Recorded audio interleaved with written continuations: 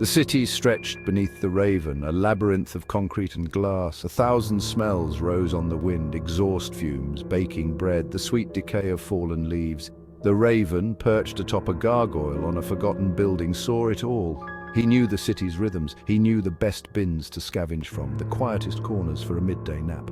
This was his domain, and he ruled it with sharp eyes and a sharper mind. The Raven watched people scurry below. They moved with purpose but rarely looked up. They were blind to the city above, to the dance of shadows and the secrets whispered on the wind. Not the Raven. He saw everything: a dropped coin, a forgotten sandwich, a child chasing a runaway balloon. All were opportunities in the Raven's game of survival. The city was a challenging hunting ground, unforgiving to the weak or the foolish, but the Raven was neither. He had learned to thrive here, to turn the concrete jungle to his advantage. He had learned to use the humans, to predict their movements, to even on occasion manipulate them to his own ends. The afternoon sun warmed the Raven's black feathers. He stretched his wings, feeling the wind ruffle them, and launched himself into the air.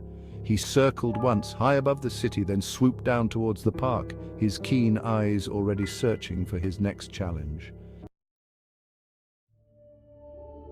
Eliza sat on a park bench, sketching in her notebook. She loved the park, loved the way the sunlight filtered through the leaves, the sound of children laughing, the scent of freshly cut grass.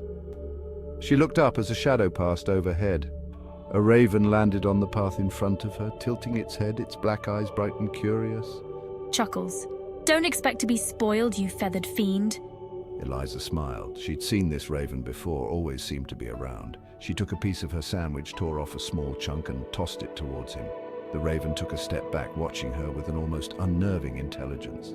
He wasn't simply hungry, she realized. He was weighing his options. After a moment, the raven hopped forward and snatched the bread, gobbling it down in a single gulp. He looked up at Eliza again, cocking his head as if in question. Eliza chuckled, but she couldn't help but feel a connection to this bird, a sense that there was more going on behind those intelligent eyes than she could possibly know.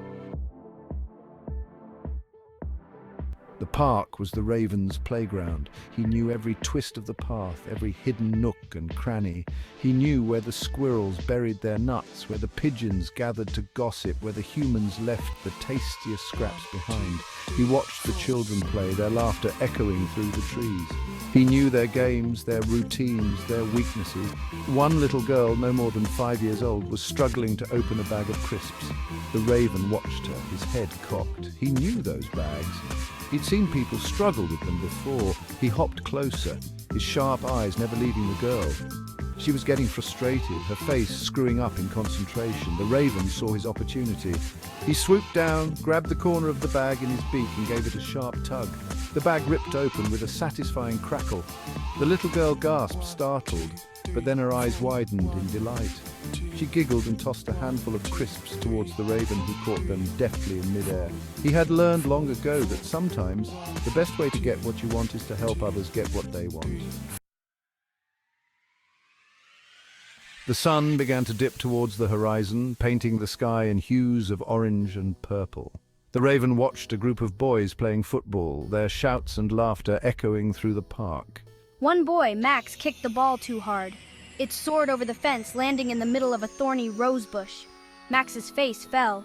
He wanted to get his ball back, but he didn't want to get pricked by the thorns. The raven watched from his perch on a nearby lamppost. He knew those roses. He'd lost a few feathers to them himself, but he'd also seen how they grew, how the branches intertwined, how some were stronger than others. He knew there was a way through, a path that wouldn't lead to pain. He hopped down from the lamppost and flew over to the rosebush, landing on a sturdy branch. The raven began to hop from branch to branch, carefully choosing his path, avoiding the thorns, heading deeper into the bush. Max watched him, confused at first, then intrigued. The raven reached the ball and nudged it with his beak. The ball rolled free, back towards the fence. Max cheered and ran to retrieve his ball. He looked back at the raven, a wide grin on his face.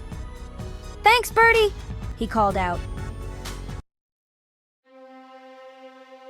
As dusk settled over the city, the raven perched on the roof of a building overlooking the twinkling lights. He had eaten well today. He had outsmarted humans, navigated the concrete jungle, and even in his own way made a few friends.